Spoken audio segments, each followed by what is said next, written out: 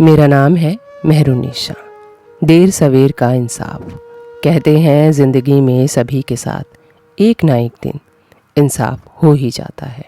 कुछ लोगों के साथ इंसाफ हो जाता है और उनको पता ही नहीं चलता। आशा भी उन्हीं लोगों में से थी। वो ज़्यादा खूबसूरत नहीं थी, लेकिन पढ़ी लिखी थी, ठीक ठाक दिखती थी। उसके माँ बाप ने उसकी शादी एक सरकारी नौकरी करने वाले से करा दी, लेकिन उसकी उम्र 15 साल ज़्यादा थी और उसके सर पे एक भी बाल नहीं थे। जब वो दोनों साथ बाहर जाते तो लोग कहते कि आशा, तुम तो इनकी बेटी जैसी लगती हो। तो एक दिन आशा के पति ने उससे कहा, तुम ज़्यादा खाना खाया करो ताकि तुम मोटी हो जाओ और तुम्हारी उम्र मेरी जितनी लगे। तो आशा को हंसी आ गई। आशा ने कहा यूं ही मजाक में कि आप अपना वज़न क्यों नहीं कम कर लेते। ये बात सुनते ही आशा के पति ने ज़ोरदार थप्पड़ मारा। अभी तो आशा की शादी को 4 दिन भी नहीं हुए थे। आशा थप्पड़ खाते ही ज़मीन पर गिर गई और हैरान रह गई कि वो तो मजाक कर रही थी। तभी आशा के पति ने कहा, सुनो, तुम औरत हो, औरत बन के रहा करो।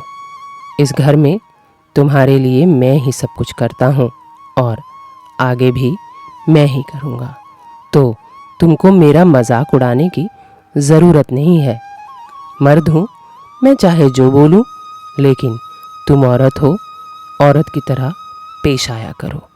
तुम्हारा कोई हक नहीं बनता कि तुम मेरा मजाक उड़ाओ। आशा ने मुंह पे हाथ रख के उठी और बोली, मैं मजाक नहीं उड़ा रही थी, मैं तो बस बात कह रही थी। तब उसके पति ने कहा, तुम्हें कोई हक नहीं बनता मुझसे इस तरह बात करने की। आशा सोच में पड़ गई कि आखिर मैंने ऐसी कोई बात तो कही नहीं थी कि जिससे इनको इतना बुरा लग जाए। उस दिन से हर रोज़ आशा का पति उसके लिए ऐसी चीज़ें लाता जिससे उसका वज़न बढ़ जाए। आशा को ऐसी चीज़ें खाने की आदत नहीं थी। कभी उसका पेट खराब हो जाता, कभी उसकी तबीयत खराब हो जाती। जब इस बात पे वो डॉक्टर के पास जाने के लिए कहती तो वो साफ मना कर देता और कहता, तुमको ऐसी ही चीज़ें खानी पड़ेंगी ताकि तुम्हारी उम्र मेरे जितनी लगे। तली भुनी चीज़ें खाने से आशा का वज़न तो बढ़ गया, लेकिन बड़ी अजीब सी दिखने लगी। लोग उसको कहने लगे, तुम्हें हो क्या गया है? तुम पहले तो खूबसूरत दिखती थी, अब अजीब सी दिखती हो, आंटियों की जैसी।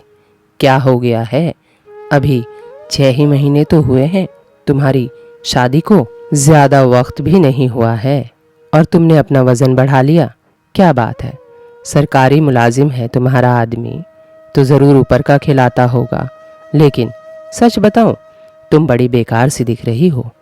उसकी सहेलियां उससे ऐसा कहती और आशा का पति मानता ही नहीं। रोज़ उसके लिए तला भुना ऐसा खाना लाता जिससे उसे खा के तबीयत तो ख़राब रहती ही, साथ में उसका वज़न बड़े बेढंग तरीके से बढ़ता जा रहा था। एक दिन दोनों साथ में कहीं जा रहे थे, तभी किसी ने कहा, ये तुम्हारी बीवी को क्या हुआ है? ये तो बड़ी खूबसूरत हुआ करती थी, कैसी हो गई है अजीब सी। आशा का पति वहाँ तो मुस्कुरा के चला आया, लेकिन घर में ला के आशा को इतनी गालियाँ दी और इतना बुरा कहा, उसके माँ बाप तक को गाली दी कि मेरे दोस्तों के सामने, मेरे रिश्तेदारों के सामने मेरा मजाक बनाया। अपना ख्याल नहीं रखती हो, कैसी दिख रही हो, सब मुझ पर हंस रहे हैं।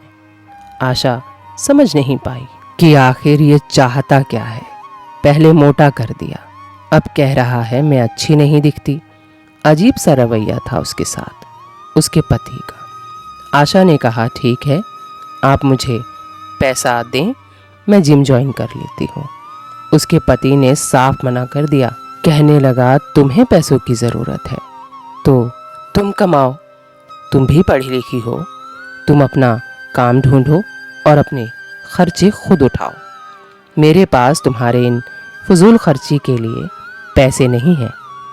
आशा को समझ नहीं आ रहा था कि आखिर ये हो क्या रहा है और ये किस तरह का, किस मिजाज का आदमी है। वो कभी कहता है नौकरी करो, कभी कहता है मोटी हो जाओ। आशा का सर घूम गया। उसने सोचा मैं इससे बात करूंगी। जब आशा उससे बात करने की सोची तो वो उससे मारपीट करने लगा और कहने लगा कि तुम अपनी नौकरी ढूंढो और अपने खर्च खुद उठाओ, मेरे पास तुम्हें देने के लिए पैसे नहीं हैं। तो आशा ने अपने लिए नौकरी ढूंढ ली। उसे एक स्कूल में टीचर की नौकरी मिल गई। आशा अपनी नौकरी में मसरूफ़ रहने लगी। ये बात भी उसके पति को अच्छी नहीं लग रही थी कि वो उसके लिए टाइम नहीं देती। फिर एक दिन यूं ही झगड़ा करने लगा कि तेरे पास मेरे लिए वक्त नहीं है। जब आशा उसकी बात का जवाब देने लगी तो वो इतनी ज़ोर से चिल्लाया कि उसे अजीब किस्म का दौरा पड़ गया। आशा ने जल्दी से डॉक्टर को बुलाया तो डॉक्टर ने उसे हॉस्पिटल में भर्ती करने की सलाह दी।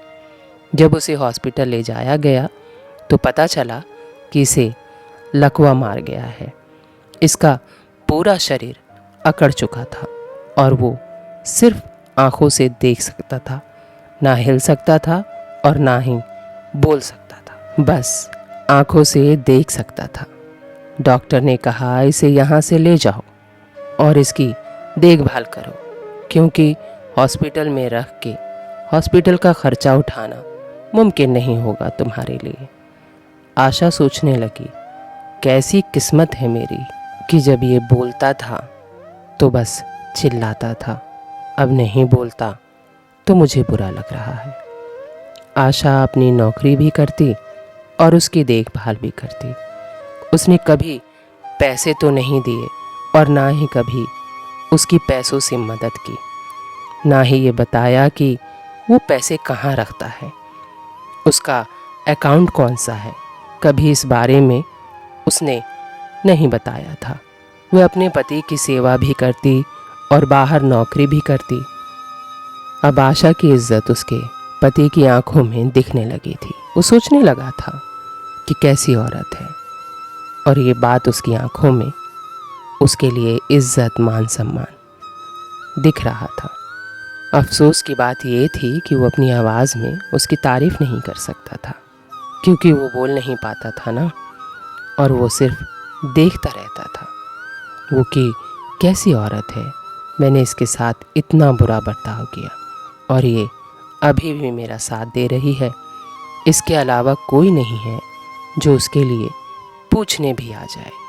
उसके रिश्तेदार भी थे, उसके दोस्त भी थे जो उससे पैसा उधार लिया करते थे, लेकिन जब से वो बीमार पड़ा था ना कोई देखने आया था और ना ही किसी ने उसका हाल पूछने के लिए फ़ोन किया था। आशा को अब घर चलाने में बहुत मुश्किल हो रही थी। उसे पैसों की बहुत ज़रूरत थी। उसने अपने पति के दफ्तर में फ़ोन किया, तनख्वाह का क्या हुआ? अगर मुलाजिम बीमार हो तो क्या उसकी तनख्वाह नहीं मिलती? उसके दफ्तर से जवाब आया कि हाँ मिलती है, लेकिन उसके लिए बहुत सारे पेपर पर आपको साइन करने पड़ेंगे, जिसमें आपके पति के साइन भी चाहिए। वो साइन तो नहीं कर पाया, लेकिन जब आशा अंगूठा लगवाने गई तो उसके पति ने एक अजीब सा इशारा किया बाथरूम की तरफ। लेकिन उसे बाथरूम तो नहीं जाना था, क्योंकि वो अभी अभी बाथरूम से आया था। आशा को समझ नहीं आ रहा था आखिर ये कहना क्या चाहते हैं। उसने कहा, मुझे आपके इशारे समझ नहीं आ रहे, आप क्या कहना चाह रहे हैं? क्या आपको कुछ चाहिए? दोबारा आपको बाथरूम जाना है? लेकिन उसके पति ने ना में सिर हिलाया और फिर बाथरूम की तरफ इशारा किया, लेकिन आशा को तब भी समझ में नहीं आया। वो सरकारी पेपर तैयार करने लगी और सारे पेपर तैयार करके उसने उसके दफ्तर भेज दिया। सारे पेपर इकट्ठा करके उसको दफ्तर भेजे हुए भी कई दिन हो गए और रोज़ उसके दफ्तर में फ़ोन करती और पूछती कि मेरे पति के पैसे कब मिलेंगे, लेकिन वहाँ से एक ही जवाब आता कि जैसे ही फाइल आगे बढ़ेगी हम आपको बता देंगे। इधर आशा की मुश्किलें बढ़ती जा रही थी। ना घर में पैसे थे और ना ही उसके साथ कोई था। एक दिन जब वो घर में थी तो उसके पति की एक चचेरी बहन आई, जो उसके पति से तो नहीं मिली, लेकिन उससे आशा से बड़ी अजीबोगरीब बात की। उसने कहा कि क्या तुम्हें पता है कि तुम्हारे पति ने रिश्वत के पैसे कहाँ रखे हैं? उसे पूछो, क्या उसने अपनी दूसरी बीवी के पास रखे हैं सारे पैसे? आशा ने कहा, क्या आपका दिमाग ख़राब है? मैं ही उनकी बीवी हूँ। और जब आशा ने उसे डांटा तो वो भड़क गई और कहने लगी, तुम भी बदतमीज़ हो अपने पति की तरह। तुम्हारा भी वही हाल होगा जो तुम्हारे पति का हुआ है। ऐसा कहकर वो चली गई। जब आशा कमरे में गई तो उसका पति औंधे मुँह बाथरूम की तरफ पड़ा हुआ था। वो जल्दी से गई और उसने अपने पति को उठाया और उठाकर जैसे ही बिठाया तो उसकी सांसें नहीं चल रही थी। उसने तुरंत डॉक्टर को फ़ोन किया तो डॉक्टर आया। उसने बताया कि ये ज़िंदा नहीं है। आशा को डॉक्टर ने दिलासा देते हुए कहा कि देखो, दुखी मत हो, अच्छा ही हुआ। उसकी बीमारी वैसे भी ठीक होने वाली नहीं थी। आशा के पति ने आशा के साथ कुछ अच्छा तो नहीं किया था, लेकिन उसके जाने का दुख आशा को बहुत हो रहा था। वो दुखी थी और रो रही थी और सोच रही थी, कैसी किस्मत है मेरी। मेरा पति मुझे कुछ समझता नहीं था, हमेशा मुझे मारता पीटता रहता था, लेकिन पति तो था, अब वो भी नहीं रहा। ओह हाय रे मेरी किस्मत। ये सोचकर आशा अभी तो रो ही रही थी जब तक बरामदे से हाय तौबा की आवाज़ आने लगी। वो जैसे ही बाहर आई तो एक औरत थी, उसके हाथ में 2 बच्चे थे और वो चीखे मार मार कर कहने लगी, कहाँ है मेरा पति? आशा बहुत आश्चर्य में पड़ गई। उसने सोचा, शायद उसकी चचेरी बहन सही कह रही थी। आशा ने उसे बताया कि वो अब नहीं रहे, जाओ जाकर देख लो। ऊपर वो औरत और छाती पीट पीट कर रोने लगी, कहने लगी, मुझे मेरे बच्चों का हक चाहिए। उनके ऑफिस से जो पैसे आए होंगे मुझे वो चाहिए।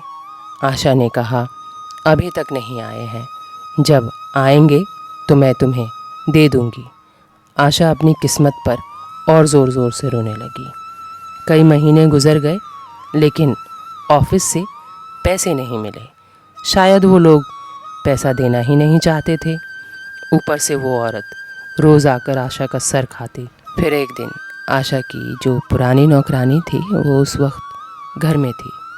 तभी वो औरत आई। जैसे ही वो औरत वापस गई तो नौकरानी ने कहा, नहीं, मैंने इसको कहीं तो देखा है, ये इसके बच्चे नहीं हैं।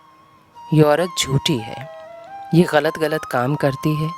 ये ऐसे ही लोगों के घरों में जा जाकर यूं ही उनकी बीवियों से पैसे ऐंठ लेती है, मर्दों से भी पैसे ऐंठती है। ये इसका पेशा है।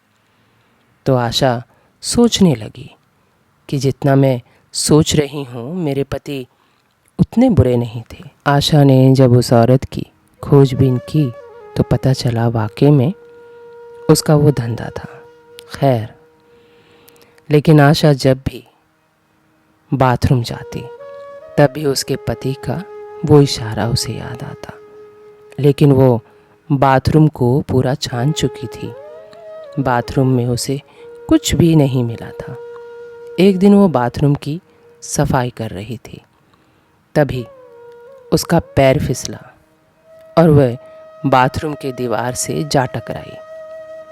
दीवार टूटी तो दीवार के पीछे एक तिजोरी थी जब उसने उस तिजोरी को खोला तो तिजोरी को देखकर वो हक्का बक्का रह गई। उसमें इतने पैसे थे, इतने जेवर थे कि अगर वो सारी जिंदगी भी बैठ के खाए तो वो ख़त्म ना हो। इसीलिए कहते हैं कि देर सवेर सभी को इंसाफ मिल ही जाता है। अगर आपको मेरी ये स्टोरी अच्छी लगी होगी तो आप मेरे चैनल को सब्सक्राइब करके मेरा हौसला बढ़ा सकते हैं, या फिर आप मुझे इंस्टाग्राम पे भी सीधा डीएम करके बता सकते हैं आपको मेरा चैनल कैसा लगता है और मेरी वीडियो में कोई कमी है तो आप मुझे लिखकर भेज सकते हैं। मैंने अपना इंस्टा हैंडल इस वीडियो के बायो में दे दिया है, तो ज़रूर लिख भेजिएगा, मैं इंतज़ार करूँगी। Thank you for watching.